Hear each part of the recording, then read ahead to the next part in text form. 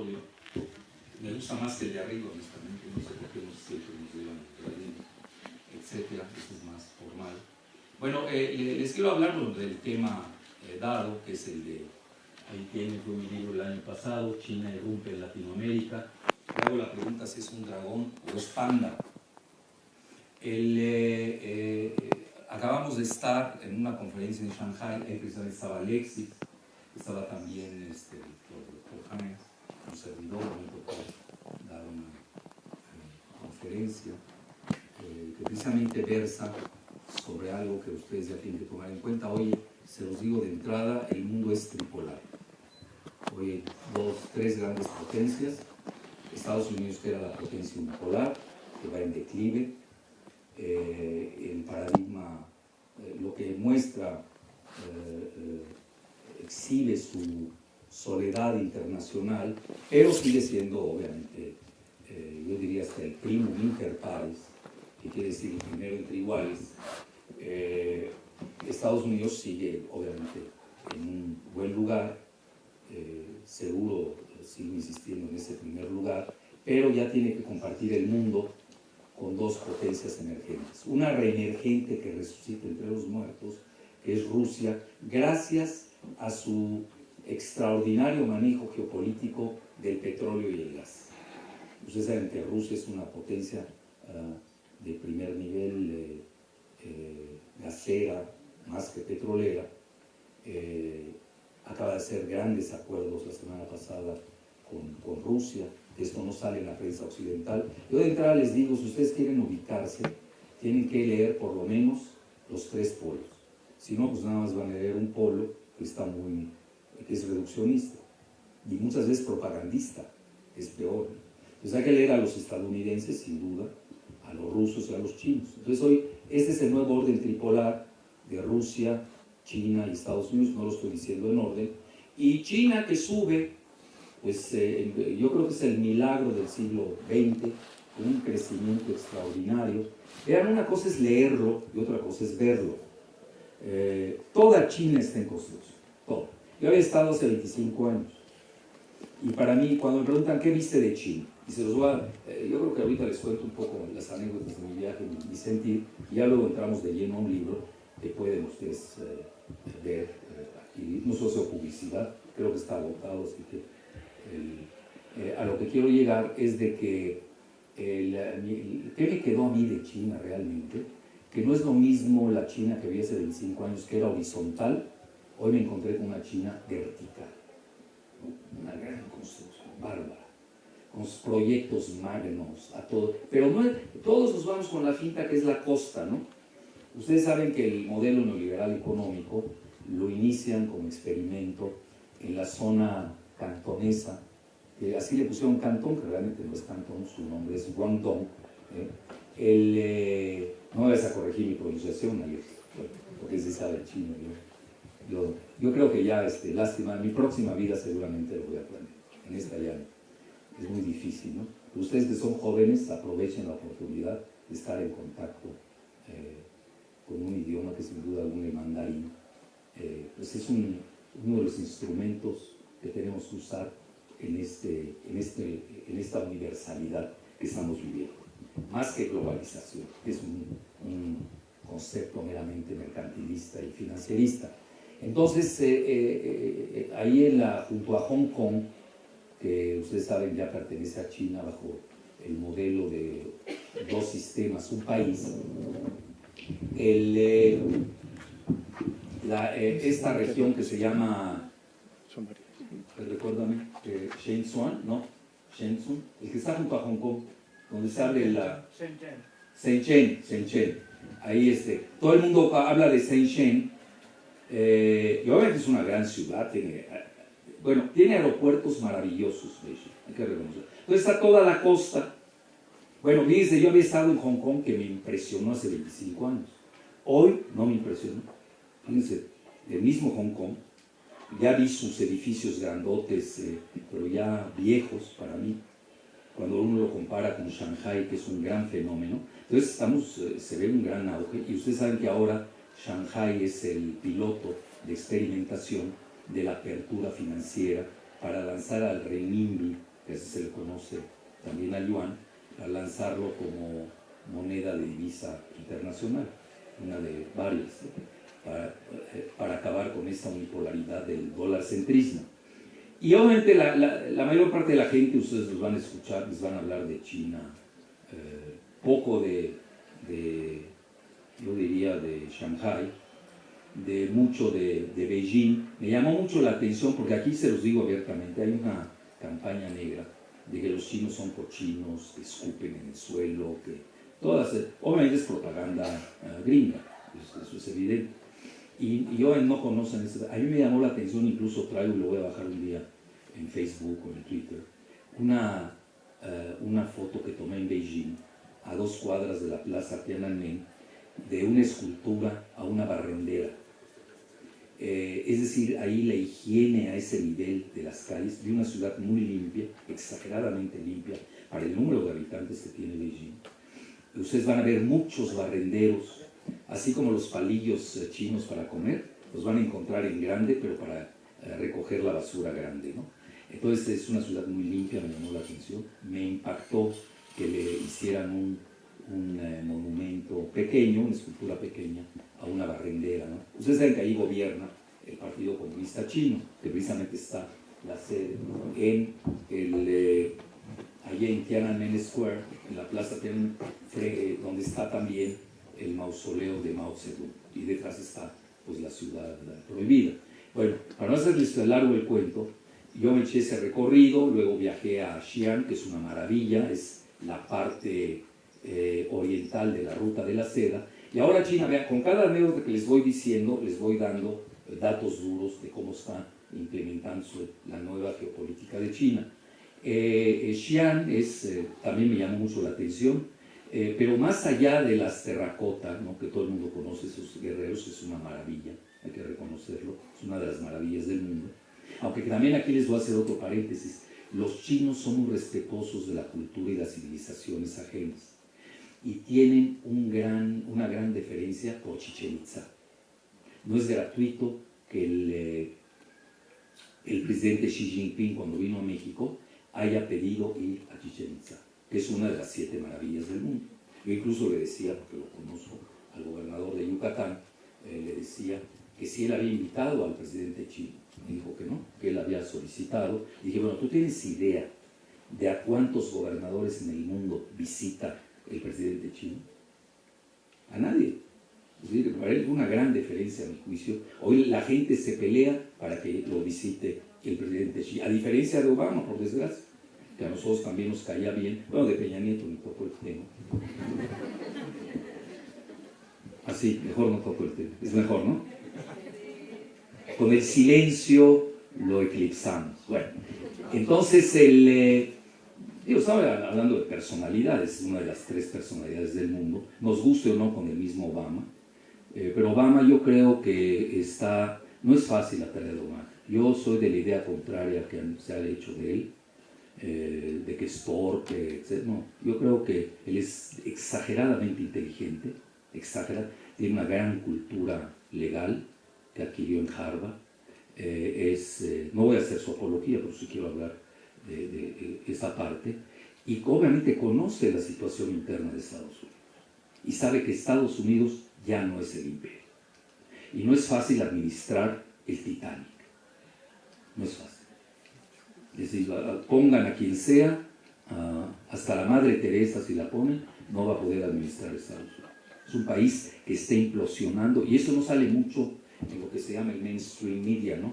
Los principales diarios de Estados Unidos. Sale mucho en los blogs, que eso hay que leer más que los periódicos, muy críticos, donde incluso en forma seria ven similitudes con la guerra civil que padeció Estados Unidos en el siglo XVIII o XIX, ¿no? XIX. Entonces, para no hacerles el cuento largo, obviamente cuando estuve yo en Xi'an, pues vi que era el centro del software de China, y hay universidades de maravilla, todas son públicas, ¿eh? Así que no les apantallen mucho con el ITAM, que ni siquiera aparecen los rankings, en serios, ¿no? Y que nos gobiernan en México, curiosamente, hoy el ITAM es el que gobierna. Bueno, todos sus cuadros, que además son disfuncionales. Si fueran buenos, bueno, pues nos callamos. Entonces, universidades públicas de primer nivel. Tiene usted un extraordinario aeropuerto que ha sido co-construido con los alemanes, y mucho Alemania, por cierto, en Xi'an. Es una gran ciudad, tiene gran comida, mezclada un poco con la islámica. Incluso hay una mezquita que es de corte budista, pero es islámica, para que vean ustedes el pluralismo. Todas estas cosas que nos venden de Occidente sobre Tíbet, de Xi'an, Mongolia, hay que tener mucho cuidado porque es propaganda y eso forma parte de la guerra psicológica entre las potencias. Tampoco hay que asustarse. Luego de ahí volé a Guilin, que es un centro paradisiaco de ensueño, hay que reconocerlo. Y de ahí luego ya me fui a, nunca me voy a poner ese nombre, junto a Hong Kong, ¿cómo? Shenzhen, bueno, Shenzhen. Y sí me saltó, y ahorita le decía a Alexi, porque él creo que tiene su novia ahí, perdona si te quito algunas galanas, pero estoy contando, allá en Chengdu, y cuando me pongo a leer qué es Chengdu, pues se me fue, literalmente. Igual que Chongqing, porque hay un triángulo que no se ve, que es la parte interna o central de China, que es el triángulo de Xi'an, de Chongqing, muy cerca, ahí están los tres desfiladeros, o Three Gorges, como se conoce en inglés, que es una maravilla también. Y Chongqing es un centro también muy importante desde el punto de vista comercial y también tiene sus grandes universidades, aeropuerto, trenes rápidos, bueno, todo lo que nos falte en México, para que no se me depriman tanto. Y obviamente se conecta con esta ciudad de Chengdu, que ahí es sui generis, bueno, aparte que ahí están los pandas,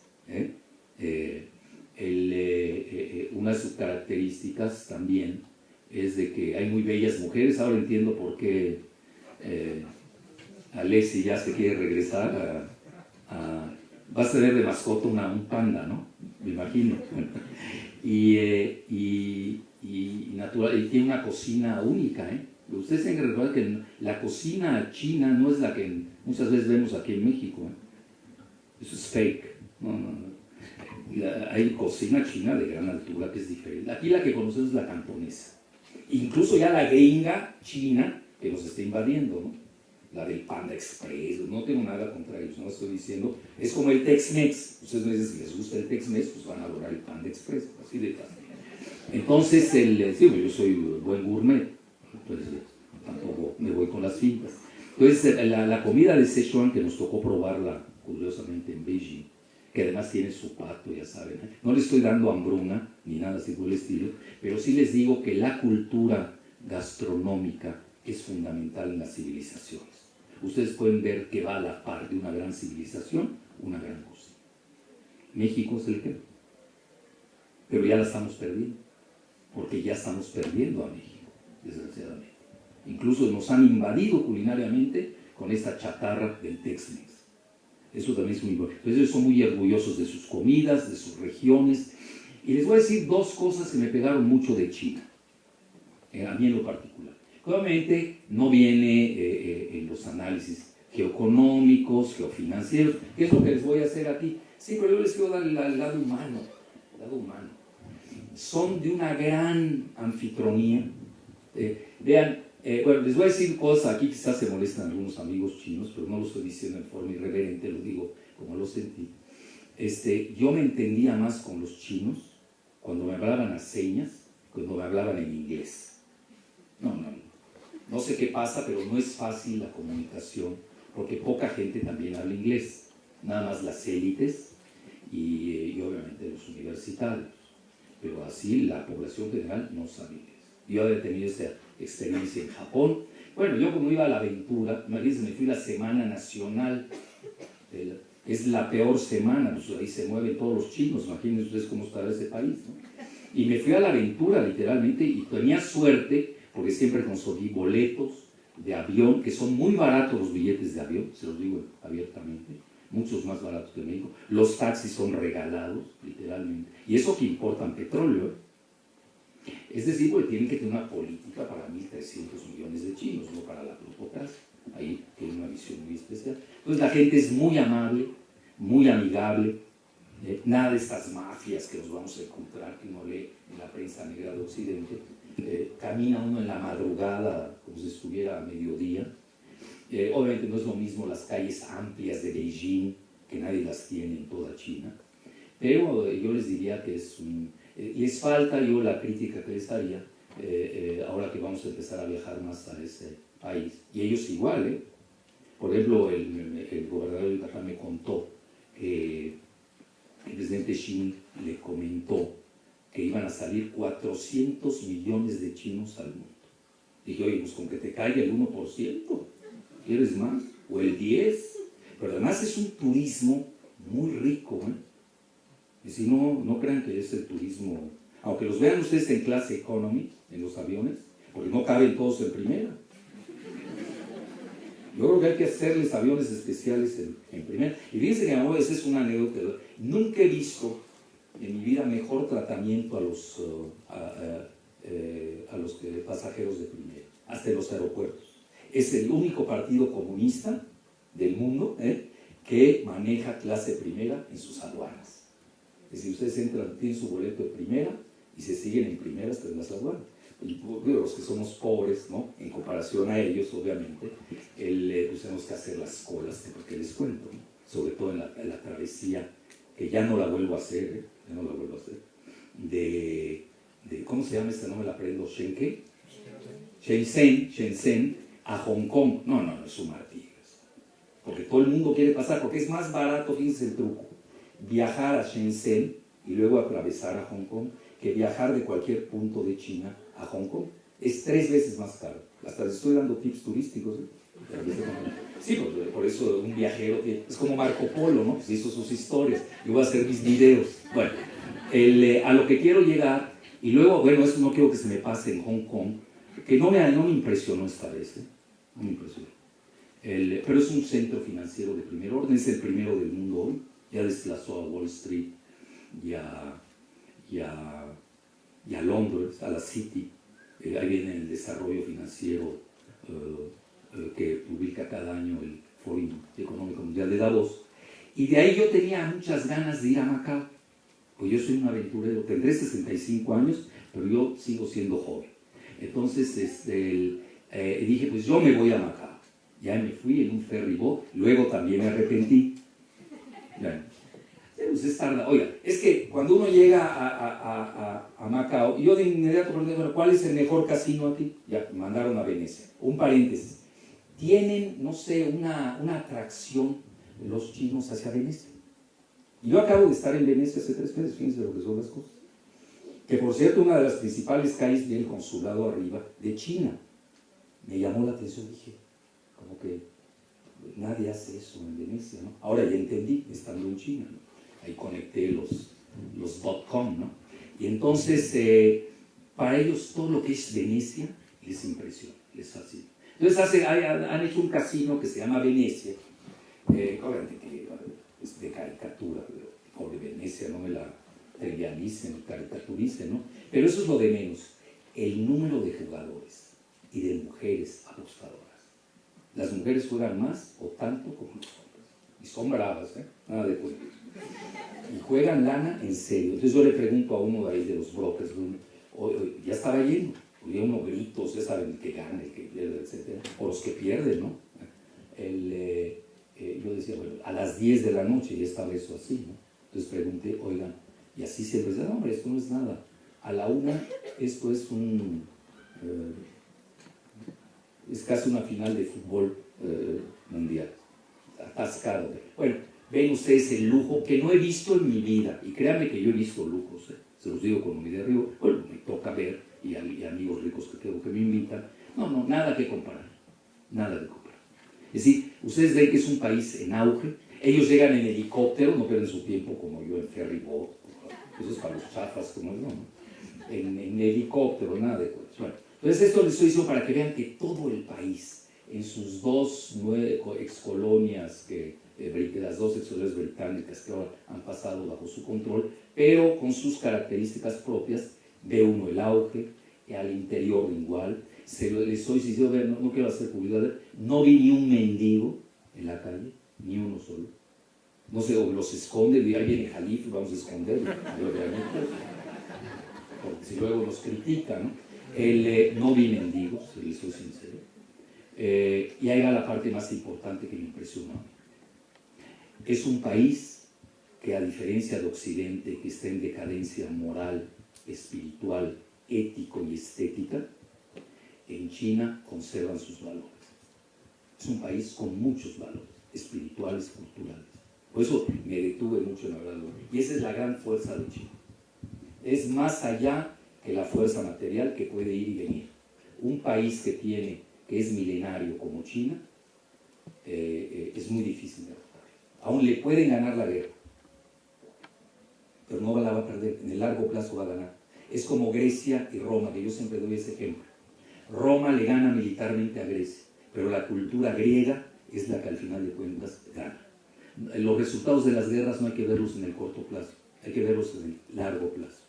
Y en el largo plazo el poder cultural de China, a mi juicio, que esta parte no la puse en el libro, por eso me estoy aclarando demasiado. ¿Por qué? Porque es mi autocrítica. ¿Y por qué? Porque no había ido yo a China. Sabía, tenía idea, pero no era lo mismo que verlos. El poder cultural de China, créanmelo, es la mayor amenaza a toda la bola de decadentes que siguen gobernando el modelo neoliberal degradante que ha causado tantos estragos en el mundo. ¿Y por qué el poder cultural? No solamente porque están orgullosos de su gran pasado, no solamente por eso, sino que además, por ejemplo, yo conversaba, y tú eres de Shanghái, no, yo soy de tal provincia. Son orgullosos de provenir de sus ciudades natales, de sus regiones, están muy conscientes de ello, y no tiene nada que ver con la publicidad barata que se hace de ellos en Occidente, que obviamente no toca esta parte. Esta parte nadie la está abordando. Por eso yo le decía al gobernador de Yucatán, oye, pues tú tienes aquí una carta de primera, el encuentro espiritual, así le llamé yo, o el espíritu de las civilizaciones, el encuentro entre la civilización china y los mayas. Pues no es gratuito que haya ido el presidente Xi a Yucatán, a Chichén Itzá. No pidió ir a Cancún, conste que no tengo nada con el gobernador de Quintana Roo, que además conozco, además es mi paisano. No tengo nada, pero sí, obviamente ellos tienen, hay una inclinación, una proclividad intrínseca de los chinos a todo lo que es la cultura y la civilización. Gran respeto. Por eso ellos no respetan a Estados Unidos. A veces que Estados Unidos, desgraciadamente, confunden la cultura con el entertainment, el entretenimiento. Una cosa es Broso, ¿no? Y otra cosa es Confucio, por favor.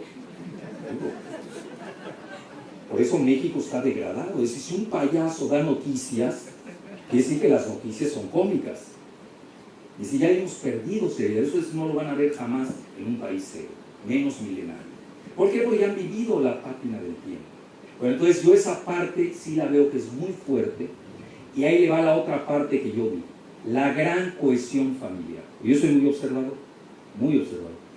Ahí cenan a las 5:30 y a las 10 ya se van prácticamente todos, y yo me daba cuenta cómo llegaban los papás con sus hijos. Obviamente ahí tienen la política de One Child Policy, de un hijo, pero a veces tienen dos cuando los padres son hijos únicos. Parece que tienen derecho a tener dos. Esas son sutilezas, bueno, que uno aprende ahí, ¿no? Que yo veía, bueno, no que hay One Child Policy, no es que es una política de un solo hijo, y lo veo con dos. Y luego ya ven que también les han hecho fama que les guste el harén, ¿no? Bueno, que no es mal, que no está mal. Yo vengo de una cultura árabe que somos de harén. Bueno, yo no, obviamente me porto bien, soy muy bien portado, entonces sí tengo mi harén. Entonces a lo que quiero llegar es de que veía yo a las familias con mucho cariño, hay mucho respeto de los hijos a sus padres, a sus abuelos. Esto desgraciadamente lo hemos perdido en Occidente. Y más que nada aquellos que nos hemos occidentalizado y agringado, como los mexicanos. Vean, yo soy una gente muy, muy común y corriente, créanmelo. Yo soy de, ahorita vine aquí en metro, en Lomas Estrellas, agarré mi taxi hasta acá. Yo no soy de tener mi chofer y tengo la posibilidad de hacerlo. No lo hago porque no me gusta. A mí me gusta observar a la gente, convivir con la gente, hablar con ellos. Para mí es un estudio sociológico cotidiano, subirme al metro, subirme al metrobús, etc. Y otra cosa que observé, cómo manejan sus metros, ¿eh? Ahí con orden, hay un gran orden en este país. Yo incluso le voy a decir a alguien que conozco durante el gobierno de la Ciudad de México, a muy alto nivel, porque han ido Marcelo y Mancera, parece que fueron a China una semana, pero yo no veo que los resultados, no los veo. Entonces, yo creo que tienen que darse por lo menos un mes, vean cómo se maneja un país tan grande, con una gran organización. El orden que yo vi en el metro es verdaderamente impresionante. Es decir, saben cómo salir, cómo entrar. No ven ustedes aquí, nos andamos matando y dando codazos, ¿no? Y el sector de mujeres es el más difícil de entrar, se los garantizo. Entonces, etcétera, ¿no? Entonces, sí vi un gran respeto, porque viene de la cultura de Confucio. Y en México nos quedamos en la cultura de Confucio, de Don Confucio. Ellos tienen la cultura verdadera de Confucio. Eso es lo que yo les quiero decir. No subestimen, leen mucho, ¿eh? Me impresionó el número de librerías. Lástima que estén todas en inglés. Digo en inglés, en chino, todas. El primer libro en inglés que pude ver fue cuando llegué a Hong Kong. Ahí me metí una librería. Y por cierto, les dije a mis alumnos de posgrado de aquí de la... ustedes que yo doy clase en la UNAM también, y también los de Ciencias Políticas de licenciatura, y los libros que yo les di a leer, se los digo con mi rigor, les di para por lo menos, yo no sé si de buenas clases o malas, eso, por lo menos les doy buena literatura. Tienen la bibliografía del día. Y ahí tenían el libro de Brzezinski, La visión estratégica, tenían el libro de Kissinger, On China, sobre China, tenían el libro de Arrighi, que se llama Adam Smith in Beijing. ¿Qué otro libro tenían que le dije? El de When China Rules the World, cuando China gobernará el mundo, de Jacques Martin, que es un gran periodista del periódico The Guardian. Todos esos libros los hemos leído en México. Es decir, nosotros estamos actualizados en ciertos círculos de México, pero no le conviene quizás a los gobiernos en turno, pues porque se han clavado demasiado con Estados Unidos. Esa es la verdad. Vienen clavándose ese Tratado de Libre Comercio y han tenido fracasos tremendos. Ahí tienen ustedes, yo siempre lo recuerdo, el ALCA no funcionó, el Plan Puebla-Panamá, una porquería, no sirvió. Y ahora ya se metieron a la Alianza del Pacífico, que quieren contener a China, en vez de México conteniendo a China. No tienen idea. Nosotros tenemos que ser amigos de los chinos, por obligación tenemos que ser. Así rápidamente se los amo. Bueno, entonces ya concluyo esta parte. Yo creo que era importante porque no viene en el libro, que obviamente falta la próxima vez que haga la revisión, todo esto que les acabo de platicar y de charlar a ustedes tiene que venir. El poder cultural y civilizatorio de China. Yo a esa carta le tengo más miedo, en el buen sentido de la palabra miedo, si es que estamos pensando en que nos van a invadir, porque ya ven, se está manejando mucho. Por eso el subtítulo del libro va a ser Dragón o Panda. Bueno, no creo que ellos se... Vean, China tiene tiene dos grandes lecciones que aprendió seguramente, pues son muy inteligentes, en el siglo XX y el inicio del siglo XXI. No cometer los mismos errores de la Unión Soviética con el Partido Comunista y no cometer los mismos errores imperiales, financieros de los Estados Unidos. Si China comete los mismos errores, pues va a tener los mismos resultados.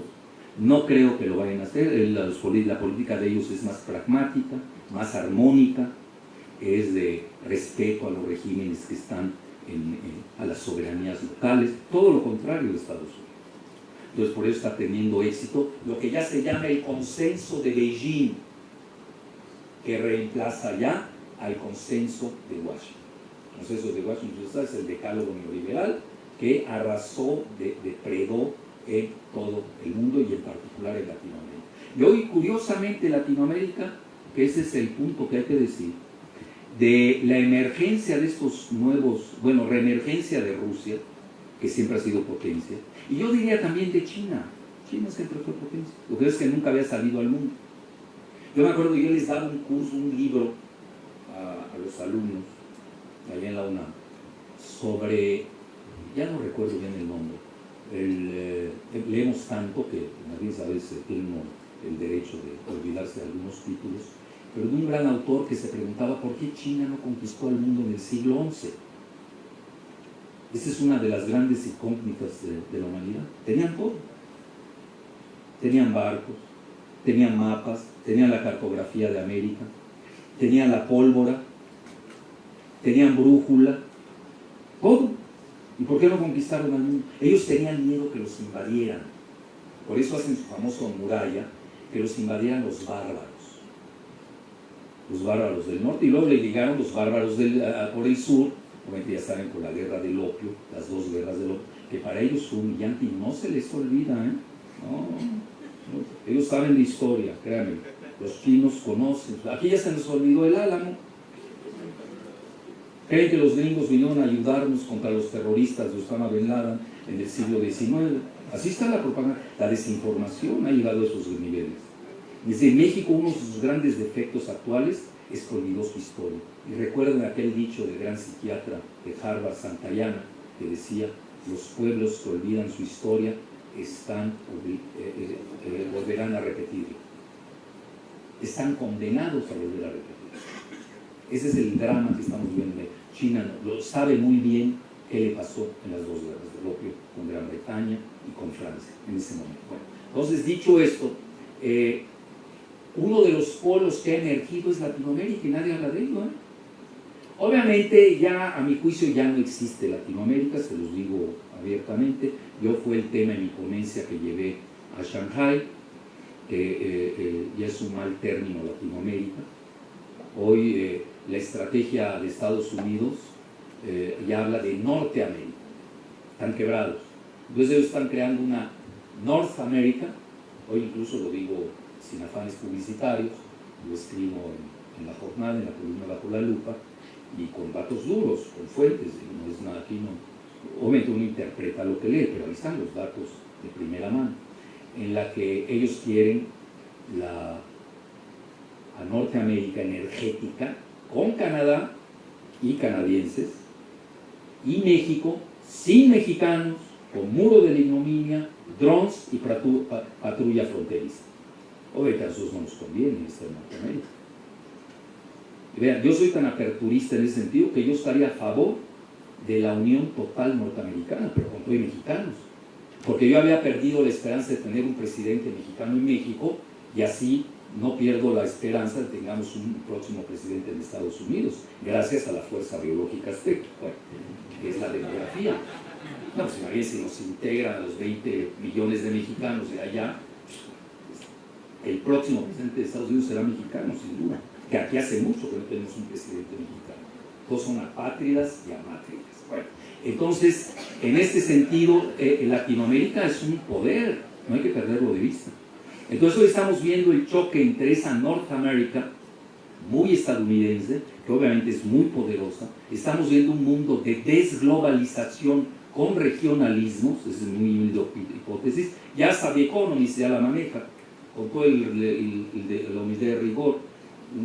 Yo publiqué un libro que se llamaba así desde el 2007, nada más que yo estoy en un país, pues yo soy un emplumado, y estoy en un país de emplumados, pues imagínense, nadie nos hace caso. No les conviene, aunque no se crean, ya los BRICS sí nos han hecho caso. Entonces hoy tenemos nuevos bloques, como son sobre todo los BRICS, Brasil, Rusia, India, China, Sudáfrica, que hay que tomar en cuenta cada vez más, en detrimento del declive del G7 y sobre todo también de la OTAN. Se ha creado también el grupo de Shanghái. No les quiero romper mucho la cabeza, pero a lo que me quiero quedar es que en Brasil, a mí me invitaron hace, creo que un año y medio, me invitó la presidencia de Brasil, el Congreso y el Ministerio de Defensa a darles una charla allá al Congreso de Brasilia. Y aquí no me dejan hablar, pero sí me dejan hablar en el mundo. Bueno, pues no he perdido la oportunidad. Aunque tengo que reconocer que ahorita sí me invitó el Senado para dar una charla sobre seguridad nacional del petróleo. Sí, porque yo andaba en China, no iba a suspender mi gira para venir a que me escuchara Emilio Gamboa. Todavía no llego a esas locuras, ¿no? Entonces, o Kamel Nassif, su socio, ¿no? Bueno, entonces, para no hacerles largo el cuento, hay que tomar muy en cuenta a Sudamérica, y sobre todo el auge de Brasil, y China ha entendido perfectamente ese vector. Y uno de sus vectores, porque tiene varios, uno de ellos, por eso el título tiene que ser, ahora sí entro de plano a lleno, pero casi para, de lleno al libro, pero casi para concluir, ¿cómo es que irrumpe China en Latinoamérica? Primero que nada, desde el punto de vista geopolítico, o primero geoestratégico, se aprovecha del declive de Estados Unidos, de la derrota de 2 guerras que tiene en Afganistán y en Irak. Lo acaba de reconocer el mismo Brzezinski. Les recomiendo mi columna en Bajo la Lupa el domingo, donde el mismo, ahí viene el link de Brzezinski en el SAIS, que es el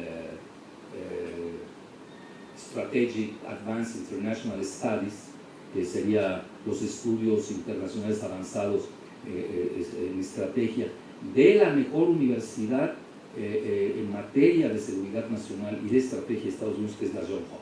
Es decir, no lo digo en cualquier lugar, no lo dice cualquier persona, es Brzezinski, que además es muy amigo de los chinos, ¿eh? Él ahora quiere reacomodarse con los chinos. Por eso les digo que esta alianza del Pacífico ya se acabó. En el momento en que Brzezinski acepta que hay que acercarse a China, porque él, según él, no están pegados de la cadera China y Rusia. Bueno, dicho esto, Sudamérica es una realidad. Ese vacío de Estados Unidos en Sudamérica, el monroísmo pues ya vivió sus mejores días, ya feneció. América para los estadounidenses, ya feneció totalmente, y ahora tenemos un factor nuevo que no es nada más China la que ha entrado en juego.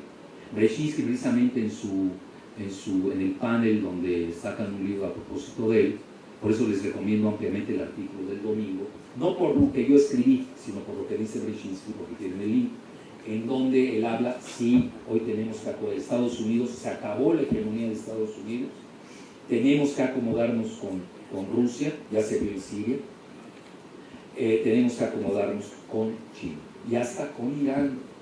Curiosamente, Irán también en forma silenciosa ha estado penetrando a Sudamérica, pero no es el nivel que tiene China. La misma Rusia ha estado penetrando. Ustedes saben la alianza que tiene con Venezuela en materia armamentista. Entonces aquí, esa parte, hay que entenderla muy bien, que dada la obsesión de Estados Unidos por el Medio Oriente y naturalmente China, que tiene que buscar mercados más allá de su periferia inmediata, y sobre todo buscar abastecimiento de alimentos, que ese es su talón de Aquiles, uno de sus talones de Aquiles, y de energéticos para su crecimiento, pues obviamente Sudamérica se vuelve una parte importante de su, pues digamos, de su búsqueda para subsistir y no ser rodeada por Estados Unidos. Bueno, yo incluso si yo volviera a hacer el libro, el título, ya no le llamaría Irrumpe en Latinoamérica,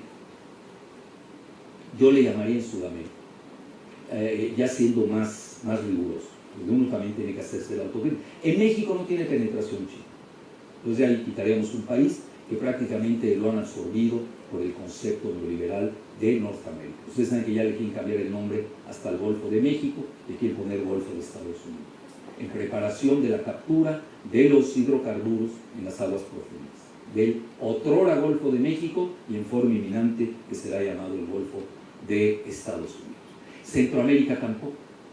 Centroamérica porque la mayor parte de los países, por alguna razón, estaban vinculados a Taiwán, sobre todo Guatemala y otros más, pero que ya se empiezan a desprender, eso también hay que decirlo. La visita, por ejemplo, de Xi, el presidente Xi, a Costa Rica fue muy interesante, porque ahí crea una cuña. Es decir, los chinos salen ahora al mundo cuando no salieron en el siglo XI, hoy salen por supervivencia. Hoy el muro, cuando le están creando una nueva muralla los Estados Unidos de contención a su alrededor, que se llama la política pivote de Obama, hoy ellos tienen que crear un contramuro, porque si no los van a asfixiar.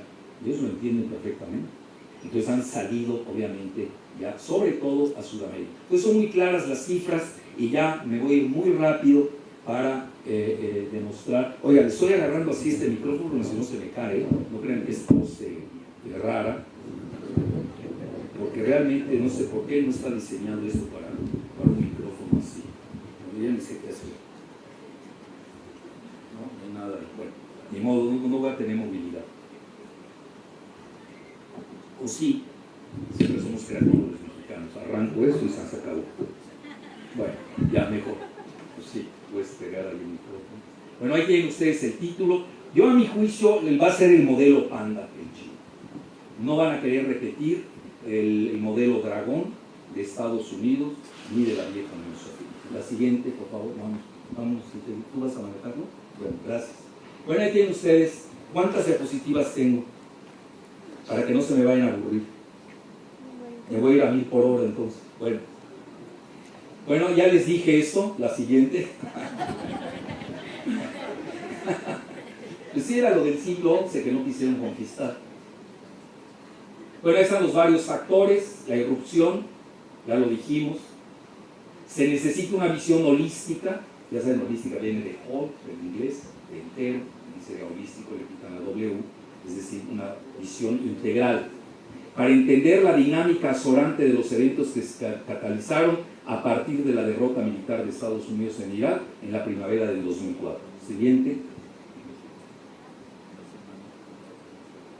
Ahí está, ahí detona la derrota, en ello estamos de acuerdo todos. Asombroso despegue de los BRICS, ya van a crear su banco, eso es muy importante. Bueno, otra cosa, ustedes ya lo saben, ahorita hay un acuerdo entre Gran Bretaña y China para hacer de la plaza de Londres el centro offshore para el renminbi, para internacionalizar. Eso es muy interesante. Bueno, además de que hay un acuerdo nuclear entre Gran Bretaña y China. China va a comprar varias plantas nucleares en Gran Bretaña. La pérfida Albión traicionando de nueva cuenta a Estados Unidos. Aunque hay otros que dicen que es una trampa. Hoy estaba leyendo a Simon Johnson, que yo lo sigo mucho, pues hizo un libro que se llama Los 13 banqueros, que yo le llamo The 13 Banksters. Banksters, ¿saben por qué? En lugar de gangsters, son banksters, ¿no?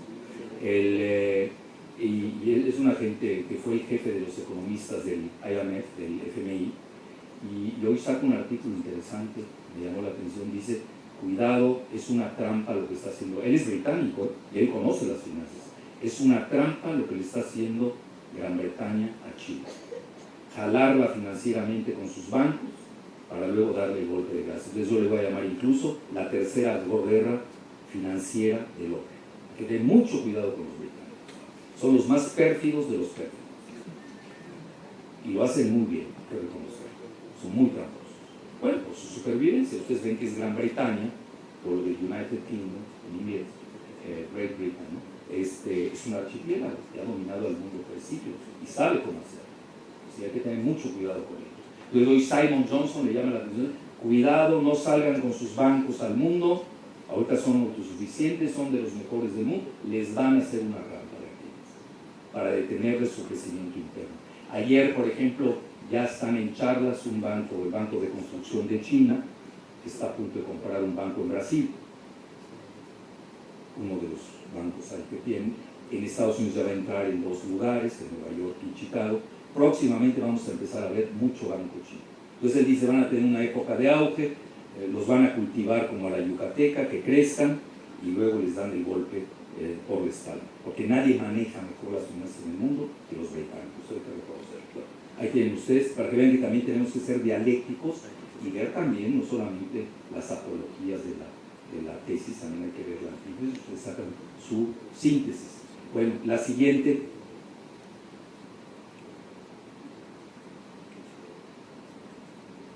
Bueno, ya está este contexto, ya estamos viendo la crisis financiera del 2008, necesidad de buscar nuevas divisas, y hoy estamos ante una guerra de divisas primordialmente entre el dólar, el euro y el yuan, renminbi chino. Ya se está hablando del petroyuan, que sustituya al petrodólar. Yo no estoy tan de acuerdo en eso, se los digo abiertamente. Yo sí me entusiasmé mucho, bueno, como todos los novatos que nos metemos a cierto tipo de temas, de que ya el renminbi, la divisa BRICS, iban a sustituir al dólar. No es tan fácil sustituir al dólar. Vean, si ustedes ven las obras de Arrighi, mi amigo de paz descanse, que yo traje hace, si no me equivoco, 4 o 5 años, ¿no? El Instituto de Ciencias Económicas de la UNAM, él tiene un libro prodigioso que se llama Caos y Orden en el Sistema Mundo, y estudia los últimos 500 años de Occidente. Estamos hablando de Occidente. ¿Cómo se cambian los sistemas económicos y financieros? Con guerras. No hay otra manera. No, bueno, al menos en Occidente no ha existido. Quien gana la guerra impone su orden económico y su orden financiero. Y obviamente China no quiere una guerra con Estados Unidos, es una torpeza. El mismo Brzezinski lo dice, no nos van a atacar los chinos en los próximos 20 años. Lo que sí le tiene miedo es que la capacidad tecnológica de los chinos en materia de ciberguerra, que un día amanezca Estados Unidos, que perdió la guerra cibernética sin saber que fue derrotado. Es una frase espléndida de Brzezinski. Desde ahí sí le tiene miedo a China, en esa parte. Pero estamos hablando de es una guerra. El mundo le teme siempre a las guerras de Estados Unidos, que se la ha pasado guerreando todo el siglo XX y el inicio del siglo XXI, y que no gana. Eso Brzezinski David dice, Estados Unidos no está ganando ninguna guerra, nosotros la carta militar no nos está dando resultados. Pueden destruir, pueden invadir, pero no pueden controlar a los países. Eso es muy importante entender. Entonces yo no veo ningún peligro del lado militar. Entonces, ¿qué van a hacer los chinos?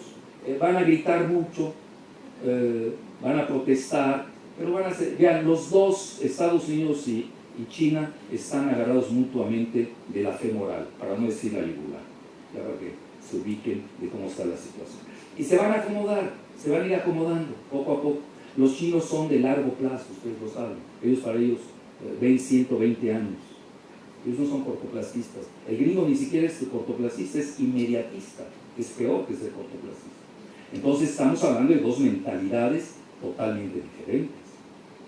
Y ustedes ven cómo los chinos gradualmente, cuando se den cuenta de Estados Unidos, se los comieron.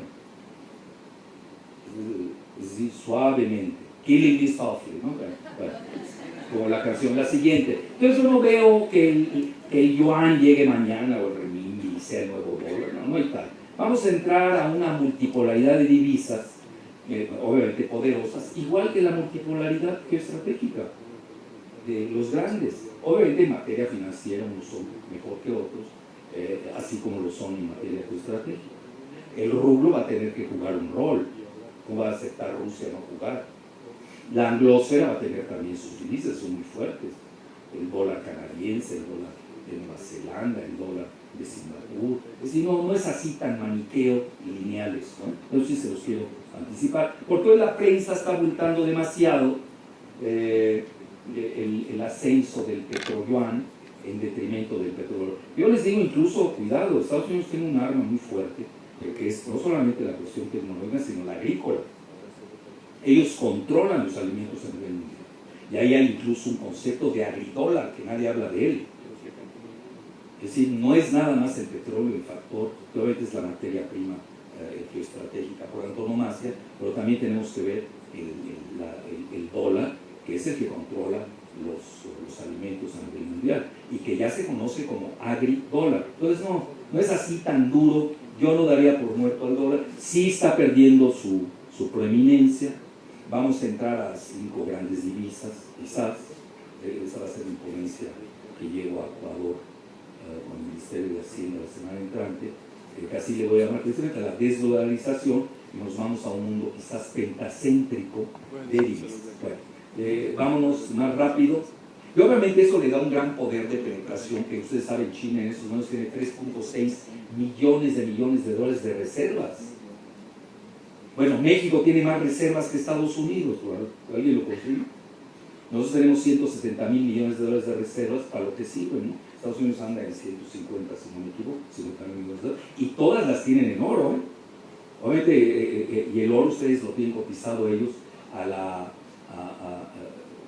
con la paridad de Bretton Woods de $32 la onza, ¿no? Obviamente ellos les dan un golpe de timón de 32 a 1400, en lo que está, la reserva se les dispara. Pero nosotros no tenemos, somos el primer productor de plata del mundo y no estamos usando esa carta. Es que en México no estamos usando ninguna carta geoestratégica. Nos convertimos en un país masoquista. Y tenemos un vecino sádico, pues que aprovecha. Esa es la relación perfecta de los neoliberales. Uno juega el rol con el látigo y el otro feliz, que lo espíen, que lo golpeen, que lo insulten, pues así es la relación. Es una relación sadomasoquista de corte neoliberal. La siguiente, o al revés, neoliberal de corte sadomasoquista. La siguiente, ya nos vamos más rápido, ¿no? Aunque llegaste tarde, pero ¿Cuánto me vas a dar de chance ya para acabar? Luego te cuento el chiste. Bueno. 5 minutos te alcanza para resumir. Bueno, sí, yo creo que sí. Te estábamos esperando, por eso me tardé. Bueno, ahí tienen ustedes el destino manifiesto de la doctrina Monroe, bye bye, ya la veo. Y luego estoy viendo que China y Latinoamérica convergen por primera vez en su historia. Aunque por ahí hay un libro, que yo cuando voy mucho a Sudamérica está muy de moda, de cómo China conquistó América antes que Cristóbal Colón. Está muy de moda, ¿no? 1421 se llama. ¿Está correcto? Sí. Él escribió creo que un autor chino, ¿no? No, inglés. ¿Cómo se llama? Cierto, inglés. Mencio, eso. Y aquí los que escriben son mensos, así que... Bueno, no existimos. Vean que estamos en la orfandad intelectual en México, de veras, ¿eh? A mí me da pavor cuando... Entonces, manejan mucho ese libro, me llama la atención, ¿eh? Y cómo China llegó mucho antes a América. Y ahorita últimamente que ando indagando mucho, yo tengo muchos amigos de Oaxaca y de Yucatán, ya empiezan a buscar palabras. Les dije, hagan un libro, palabras que existen en chino, que son similares en Oaxaca y en Yucatán, en los idiomas zapoteco y maya. Esto es fascinante. Yo creo que hay que hacer un libro.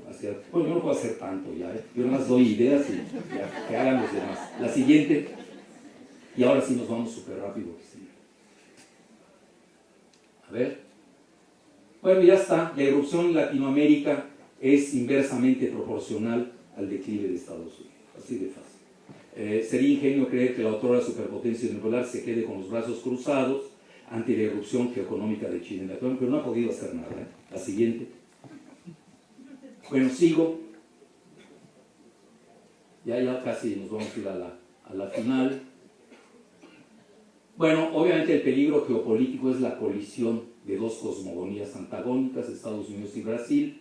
Primera vez en la historia del hemisferio desde el siglo XVIII que esto sucede.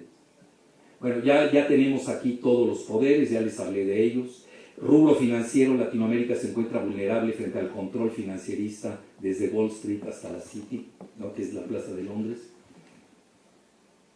Bueno, eso ya se los platiqué, ya se los resumí, el concepto de North America, que maneja Stratford, y el concepto de Sudamérica, que manejan los estrategas brasileños. Por eso, a mi juicio, ya Latinoamérica, finita la música. Vean, lo vieron ustedes en Iberoamérica, la cumbre, fue un fracaso. No fue nadie. Es decir, de no ser por el rey de España, que por lo menos no llevó a los elefantes para matarlos, el fracaso, ¿qué les habla? Que ya España ya no existe. Y todavía Peña los invita el año entrante aquí a tirar dinero. ¿Para qué? A Iberoamérica no existe, igual que la PEC, ya son cumbres disfuncionales. La siguiente, por favor. Ya aceleramos. Bueno, esto de la Alianza del Pacífico, ya les dije, va que vuela al fracaso. ¿Cómo van a contener a China? ¿Quiénes saben? Chile, Perú. Bueno, Chile, para empezar, el momento que China le deje comprar cobre, se derrumba.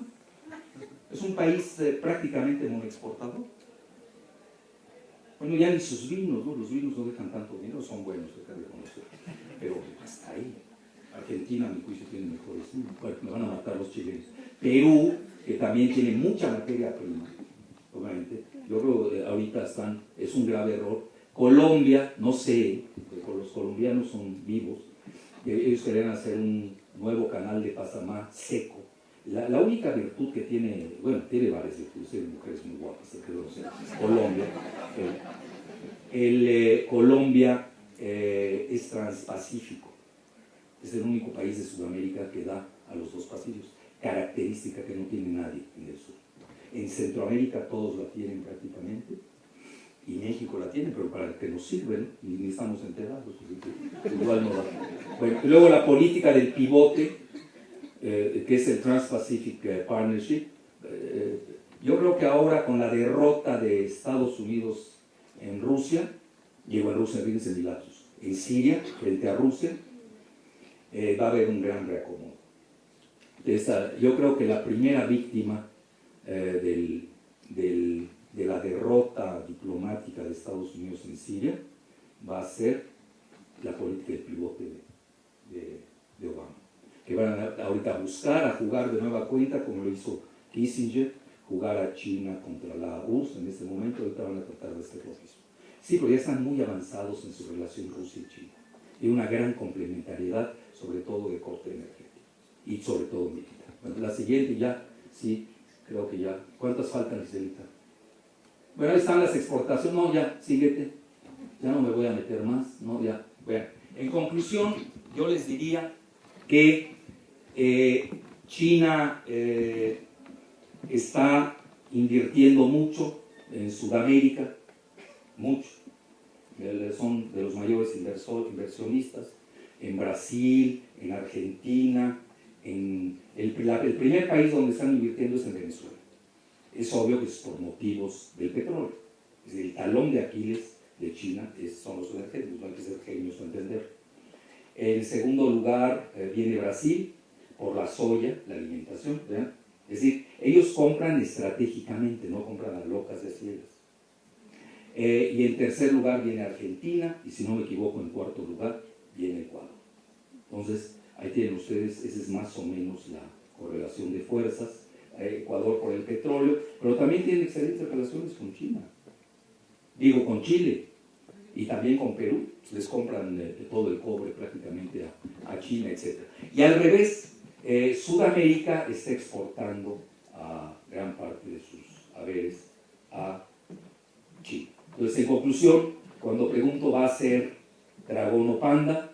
Yo creo que habiendo aprendido de los dos grandes errores estratégicos de la Unión Soviética y de Estados Unidos, a mi juicio, el avance, la hermandad que se va a dar entre China y Sudamérica, primordialmente, ojalá volvamos a resucitar el concepto de Latinoamérica y rescatemos a México de las garras de este concepto irredentista de Norteamérica. China va a ser un panda. Muchas gracias.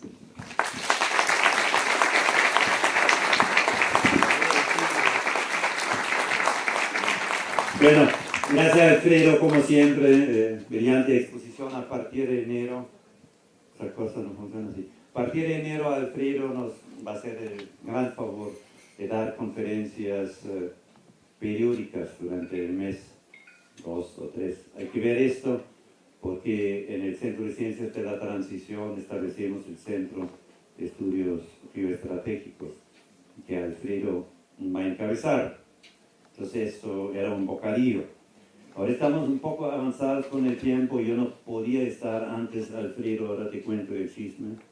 Te va a interesar. Ah, no es información. Es que, yo no sé, tú te acuestas en la cama y de golpe sientes que hay una, yo no sé, una cascabel en tu cama. A ver qué haces, ¿no?